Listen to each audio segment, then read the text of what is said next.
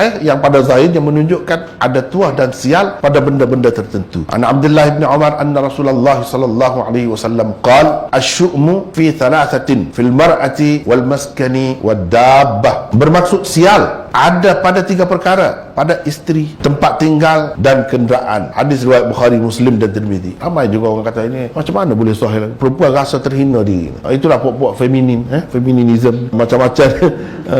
Dia kata ini pengaruh ni Islam tengok meletakkan perempuan ni pada tahap kedua. Salah satunya yang disebut-sebut inilah tak mengaji. Susahlah. Kalau mengaji tak ada masalah semua. Hadis itu mengikut keterangan Aisyah, isteri Nabi SAW, telah disebut Rasulullah sebagai cerita tentang kepercayaan orang-orang jahiliyah. Itu sebenarnya Nabi sebut kepercayaan orang jahiliyah. Tiba-tiba setengah-setengah perawi itu disebut jadi dalam bentuk yang mengelirukan. Kena tahu latar belakang dia. Ia bukan menceritakan hakikat sebenarnya. Dalam kepercayaan orang jahiliyah begitu. Jadi saya kata bawa-bawa lagi di kalangan orang Islam. Tidak juga ia menggambarkan akidah Islam. Bukan akidah Islam itu. Hadis sahih yang lain menjelaskan kedudukan sebenarnya. Ani bin Umar, qala dzakaru syu'ma 'inda an-nabi sallallahu alaihi wasallam. Faqala an-nabi sallallahu alaihi wasallam in kana syu'mu fi syai'in fa fi ad-dar wal mar'ah wal faras. Bermaksud Ibnu Umar meriwayatkan katanya mereka menyebutkan tentang sial di hadapan Nabi sallallahu alaihi wasallam. Maka Nabi sallallahu alaihi wasallam bersabda, jika sial itu ada pada sesuatu, nescaya ia ada pada kediaman, wanita dan kuda. Ini hadis riwayat Bukhari, Muslim dan lain-lain lagi. Ini yang kedua. Kita pergi peringkat demi peringkat baru faham. Sabda Nabi SAW ini mengandaikan saja adanya sial itu. Kalau ada, mengandaikan. Jika diandaikan ia ada, maka sepatutnya ia ada pada 3 perkara tersebut. Ternyata tiada. Walaupun pada 3 perkara tersebut, pada perkara-perkara lain lebih-lebih lagi lah tiadanya. Begitu. Kalau ada, maka di sini itu tak ada. Bila tak ada pada 3, pada yang lain pun tak ada semualah. Cara hadis tu kadang-kadang dia bercakap begitu, belum jelas lagi, tapi sudah lain dah nampaknya daripada yang pertama tadi. Di sini nampak andaian. Yang ketiga, hadis di bawah ini lebih menjelaskan lagi kedudukan sial pada 3 perkara yang tersebut di dalam hadis di atas. Ia menafikan terus ada sial padanya, sebaliknya menyatakan ada tuah dan berkat padanya. Inilah pegangan Islam yang sebenar. Inilah ajaran Nabi yang disalah fahami itu. Cuba baca sepenuhnya. La syu'ma wa qad yakunu al-yum fi thalathatin fil mar'ah wal faras wad dar. Bermaksud tiada sial bagi orang yang belajar ilmu nahwu Arab. La syu'ma bukan syu'mun. La haula wala quwwata, bukan la haulun. Kenapa begitu? Apa bezanya? La rajula fid dari, la rajulun fid dari. Apa beza? Ada beza? La rajula fid dari mana tiada lelaki dalam rumah. Langsung tak ada. Kalau la rajulun fid dari, tiada seorang lelaki. 2 mungkin ada. Ramai ada. Boleh. Beza tu. La raiba fi, tiada sebarang. Apa saja bentuk keraguan. Tak ada. Dalam bentuk mana? Nafi jenis orang panggil. Nafi jenis ni habis semua sekali lah. Jenis keraguan apa bentuk sekalipun tak ada. Syu'ma apa bentuk pun sial ni tak ada. Itu maksud la syu'ma. Cuba tengok tu baris tu, la nafi jenis. Perkataan kemudian dia kena baris di atas satu, menunjukkan tiada. Langsung tiada. Bukankah hadis ini sudah menafikan semuanya? Sebaliknya tuah dan berkat mungkin ada pada 3 perkara. Pada wanita, isteri. Cuba tengok, barulah kita tahu kedudukan yang sebenarnya. Pada wanita, kuda dan tempat tinggal. Jadi yang 3 tadi yang dikatakan sial tu sebenarnya Nabi kata tidak. Itu tuah. Kalau nak bawa tuah ada, sial tak ada. Kalau nak ada pun bawa tuah. Tak mesti orang tu berjaya bila dia kahwin, bila dia ada kereta tu, tak mesti.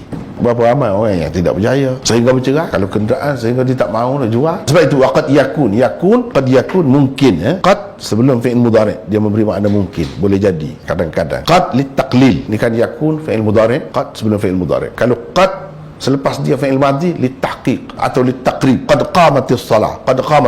Bukan sembahyang sudah berdiri, sudah orang sembahyang dah. Hampir dah, dekat dah betul nak sembahyang. Tapi kalau qad yakun kadang-kadang boleh jadi dengan makna begitu. Mungkin. Setengah ulama berpendapat tuah ni ada pada pada perempuan itu jelas. Dalam hadis pun ada, dalam Quran pun ada. Walaupun hadis itu dhaif, tapi selalu dibaca. Kalau orang nak kahwin kan, imam baca. Tazawwajun nisa fa innahunna ya'tina bil mal. Apa kedudukan hadis itu? Khilaf ulama. Ada yang kata sahih, kebanyakan yang kata dhaif. Tetapi dhaifnya setakat mana? Sekuat mana? Tidak kuat. Inilah orang panggil salah satu contoh hadis dhaif tidak jiddan. Dhaif khafif, ringan. Apa sebab? Sebab ada ayat Quran. Kahwinilah perempuan-perempuan kerana mereka membawa harta. Tidak berkat. Apa sialnya? Itu tuah lah tu. Bawa tuah. Sebab apa? Kahwin semakin tak jadi kaya. Betul ke tidak ada ni? Walaupun sanadnya dhaif, tapi hakim dan beberapa orang mengatakan sahih. Tak apalah kalau kita kata dhaif. Dhaif ni tidak kuat. Sebab apa? Sebab Quran yang utamanya. Wa ankihul ayama minkum was-salihin min ibadikum wa imaikum in yakunu fuqara yughnihimullahu min fadli. Cuba tengok ayat tu. Kawinkanlah janda-janda di kalangan kamu. Kawinkan. Kalau orang tu ada anak janda, kawinkan. Sama ada lelaki atau perempuan atau hamba sahaya. Ni perintah kepada wali. Yang mana baik-baik, yang soleh-soleh, dia akan jadi lebih baiklah kira-kiranya. Kalau mereka tu kamu risau kerana mereka susah, Allah SWT akan mengkayakan dia dari limpah kurnianya. Macam mana tu? Samalah hadis tadi. Fa innahunna ya'tina bil mal. Mereka membawa harta. Dalam Quran kata Allah akan mengkayakan mereka kalau miskin. Itu membawa kekayaan itu. Seperti istighfar membawa hujan. Panggil ayam kita tabur makanan itu. Nak panggil harta, nak panggil kekayaan, kahwin. Jangan takut kahwin. Itu dalam Quran. Ada di dalam Al-Bazzar, Khatib Baghdadi, riwayat daripada Aisyah. Dan ada juga di dalam Marasil Abu Dawud. Bukan Sunan Abi Dawud, Marasil Abu Dawud. Daripada Urwah secara mursal. Berkahwin itu sebab bagi mencurah-curahnya rezeki dan luasnya rezeki. Ini adalah berdasarkan kaedah kebanyakan. Bukan mesti. Aghlabi ni kebanyakan. Biasa. Macam-macam pendapat ulama supaya kita tidak takut. Setengah orang dia takut. Seorang pun takut nak kahwin. Orang dulu 4 pun tak takut. Ada lagi berpuluh-puluh hamba saya. Boleh? Sebab yakin.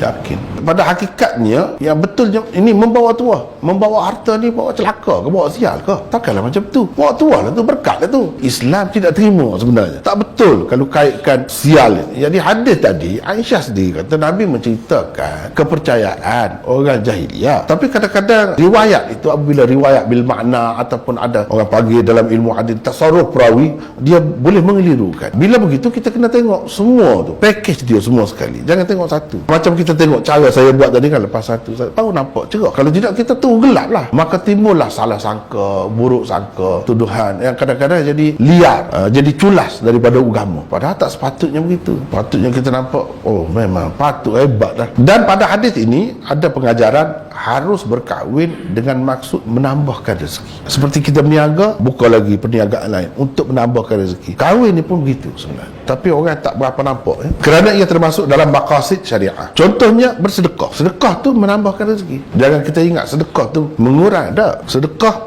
adalah salah satu punca untuk rezeki kita bertambah. Kahwin pun begitu. Muslim bin Junadah dia ni perawi thiqah. Kata Aithami, perawi-perawinya adalah perawi-perawi sahih. Kecuali Muslim bin Junadah tadi. Walaupun begitu dia ni perawi thiqah juga. Sebab itulah setengah ulama mengatakan sahih juga. Cuma tidaklah menepati syarat Bukhari. Tidaklah. Tak sampai ke situ. Kalau kita kata, kita andaikan hadis ini dhaif sekalipun, dia tidak dhaif sangat, ini boleh pakai. Patutlah tidak jadi salah lah kalau dalam khutbah nikah tu kan, imam baca memang dia ada alasan. Sandaran yang kuatnya Quran itu yang utama. Tetapi kalau raka'atani minal mutazawwij, 2 rakaat daripada orang yang berkahwin lebih afdal daripada 70 rakaat al-a'zab, maknanya orang yang tidak berkahwin, itu tidak sahih tu.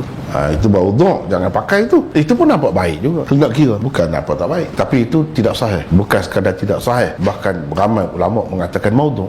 Kan satu kelebihan tu kahwin ni. Jadi di mana perempuan itu bawa sialnya? Jadi nak kata perempuan ini bawa sial, nak kaitkan dengan ajaran Islam, itu sama sekali tak betul, tak kena. Bahkan berapa banyak lagi hadis-hadis yang menunjukkan perempuan itu membawa kebahagiaan, membawa tua sebenarnya. Termasuklah hadis ini. Sesetengah ulama berpendapat konsep sial dan nahas itu tidak ada dalam Islam. Kalau ada pun hanyalah keadaan tidak sesuai dan tidak secocok. Kita kena faham itu. Sekadar tu. Selalu bergaduh ya kahwin tu. Banyak tak sesuai lah dengan tak sesuai. Itu saja. Bukan nahas. Apa tak ada nahas. Kena percaya begitu. Dan ia boleh diatasi. Islam telah beri jalan untuk mengatasinya. Kalau rumah atau kenderaan, bila ia tidak sesuai untuk anda boleh menjualnya. Itu saja. Ada jalan mengatasinya. Tak pernah pula kata kalau beli rumah tak boleh jual ikut mana-mana pun. Tak dah macam tu. Rumah je ikut lah orang kata berhantu ke apa ke. Nah, jual lah. Kita jual kepada Tok Bomo. Tak apa, dia boleh selesaikan masalah tu. Dia boleh selesai masalah tu, masalah hantu tu. Selesai, dia boleh pakai kereta. Jika isteri, maka bukankah anda boleh menceraikannya? Itu penyelesaiannya. Dan kalau tak sesuai, tak secocok. Begitu juga sebaliknya, jika isteri berasa tidak sesuai dengan suaminya, bukankah ia boleh meminta supaya diceraikan atau difasahkan? Itu kan kaedahnya ada. Itu saja. Tak ada sial dalam Islam. Yang adanya tidak secocok, tidak sesuai, tak kena letak. Itu saja. Ada jalan penyelesaian. Tidak kata dalam Islam dia kata bila kahwin tak boleh dah. Macam agama lain, kamu tak boleh cerai ke mana-mana pun. Sampai mati tak ada cerai dalam agama dia. Tak ada pun, tak berlaku juga. Cakap saja je. Macam Kristian ke Hindu ke, cakap saja. Cerai berapa banyak orang dia pun. Kita jelas ada penyelesaian.